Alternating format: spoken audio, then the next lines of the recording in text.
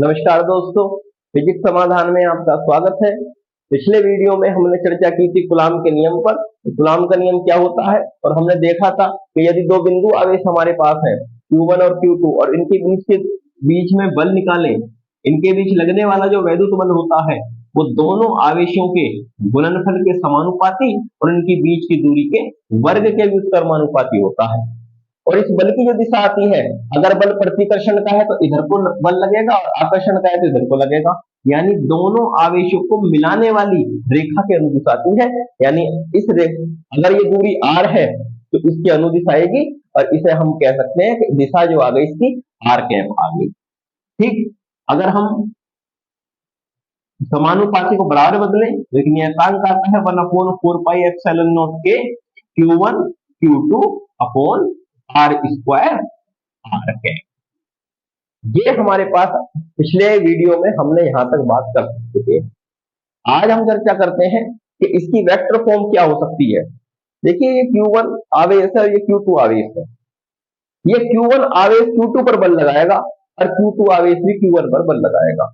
तो पहले हम देखते हैं कि Q1 आवेश Q2 आवेश पर कितना बल लगाएगा। देखिए, Q1 आवेश है, खोज करिए, ये Q1 आवेश ने Q2 आवेश पर बल लगाया।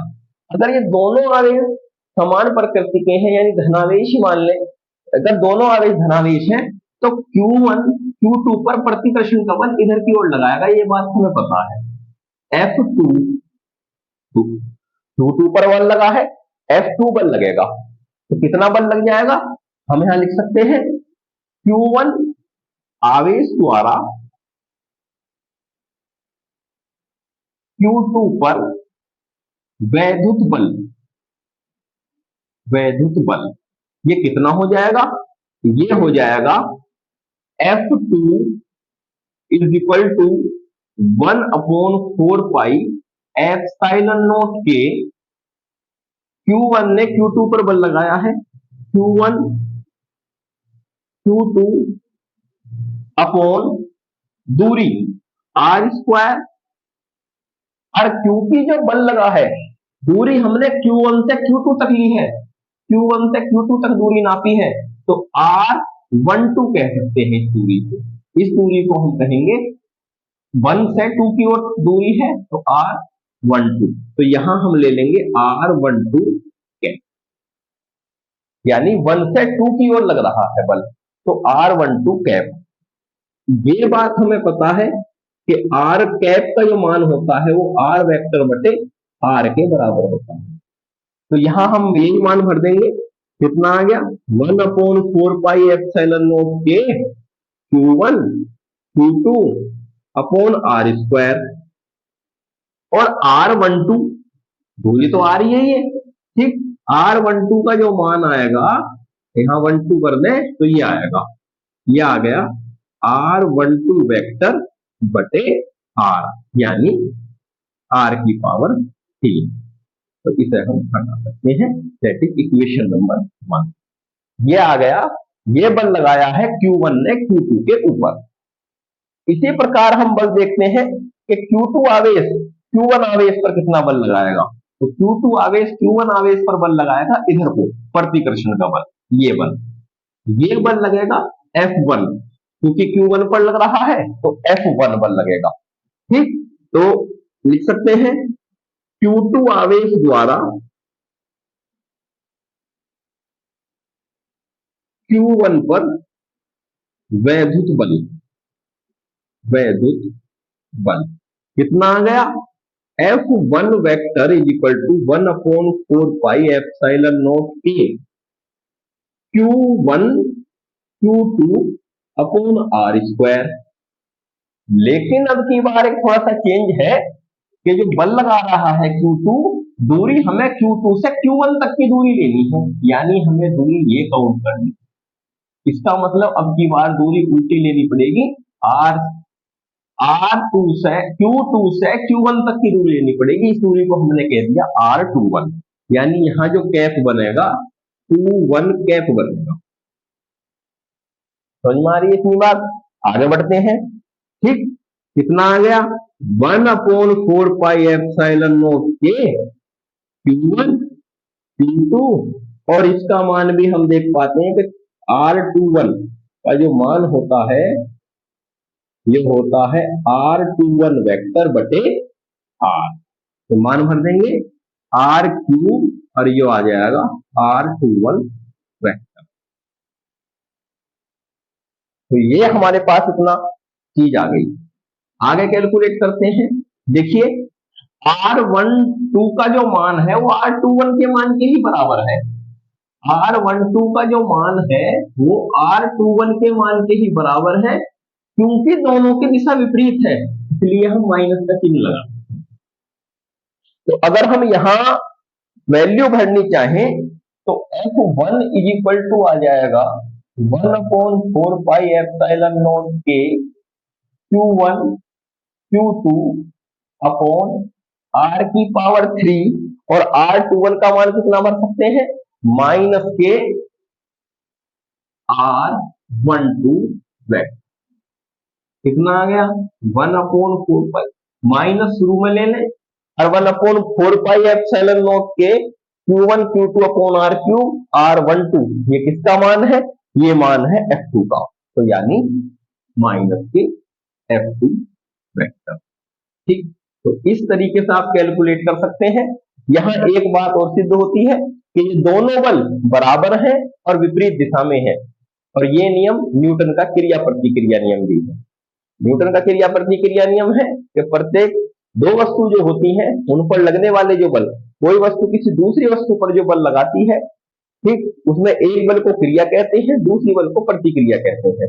और नियम है कि प्रत्येक क्रिया की विपरीत दिशा में बराबर प्रतिक्रिया होती है। यहां हम देख भी पा रहे हैं कि Q1 Q2 पर जितना बल लगा रहा है Q2 भी Q1 पर उतना ही बल विपरीत दिशा में लगा रहा है। तो यह न्यूटन का तृतीय नियम को भी फॉलो करता है। यही न्यूटन का तीसरा नियम, तीसरा नियम, ठीक, या न्यूटन का क्रिया प्रतिक्रिया नियम भी यही है। तो हम बहुत बार इस तरह कैलकुलेट कर लेते हैं बहुत बड़ी ही आसान तरीके से। कुछ बुक्स में इसे मूल बिंदु से भी दिखाया जाता है। मूल बिंदु से अगर आप कैलकुलेट करेंगे, जैसे अगर आपको सपोज करिए हम इसे मूल बिंदु से कैलकुलेट करें तो वो भी कोई दिक्कत की बात नहीं है।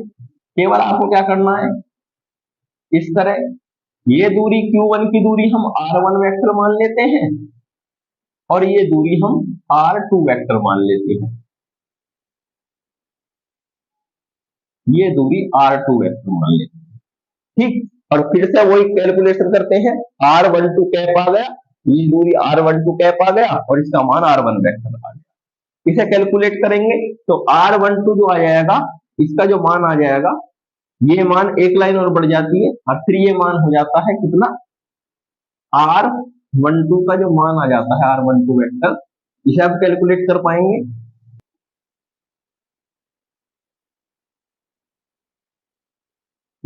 तो इस वेक्टर को हम लिख सकते हैं R2 वेक्टर माइनस R1।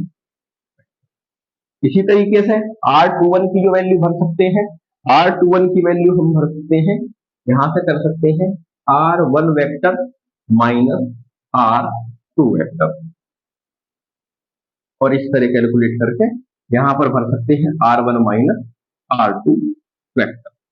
ठीक, तो इस तरह से एक्सप्रेशन भी बना सकते हैं। ठीक, वैल्यू वही आएगी। ठीक, तो कोई खास अंतर इसमें नहीं है। अगर आप मूल बिंदु से कैलकुलेट करना चाहें तो मूल बिंदु से भी कैलकुलेट कर सकते हैं, और जैसे मैंने आपको कराया है सिंपल तरीके से, सिंपल तरीके से, दोनों ही कूलॉम के नियम की वेक्टर फॉर्म है। ठीक, यदि आपको इसमें कोई डाउट हो तो आप हमें कमेंट में जरूर लिख सकते हैं। अब कूलॉम के नियम की दो तीन बात और आती है कि कूलॉम का नियम लागू कहाँ होता है, कहाँ लागू नहीं होता। देखिए कूलॉम के नियम की सीमाएं या महत्व अगर हम देखें, कूलॉम के नियम की सीमाएं क्या है। देखिए सबसे पहले कूलॉम का नियम ये बड़ी से बड़ी दूरियों पर तो लागू होता है, लेकिन रदरफोर्ड का अल्फा प्रयोग हमने देखा है, वहां से एक साथ बात और पता चलती है कि ये नाभिकीय दूरी तक भी सत्य है। अगर हमने देखा था कि जब अल्फा पार्टिकल नाभिक के पास से गुजरता है तो उस पर कूलॉम फोर्स या वैद्युत बल लगता है। इसका मतलब ये छोटी से छोटी दूरियों के लिए भी कूलॉम का नियम सत्य है। ठीक, इसके अलावा कूलॉम का नियम सबसे बड़ी कंडीशन है कि केवल बिंदु आवेशों के लिए लागू होता है, बड़े पदार्थों या बड़े आवेशों के लिए लागू नहीं होता। और इसका कारण है कि यदि आप बड़े आवेश ले लें तो उनके बीच स्थिर प्रेरण की घटना देखी जाती है, जिससे कि लगने वाला बल डिस्ट्रैक्ट कर जाता है और वहां पर ये फेल हो जाता है कूलॉम का नियम।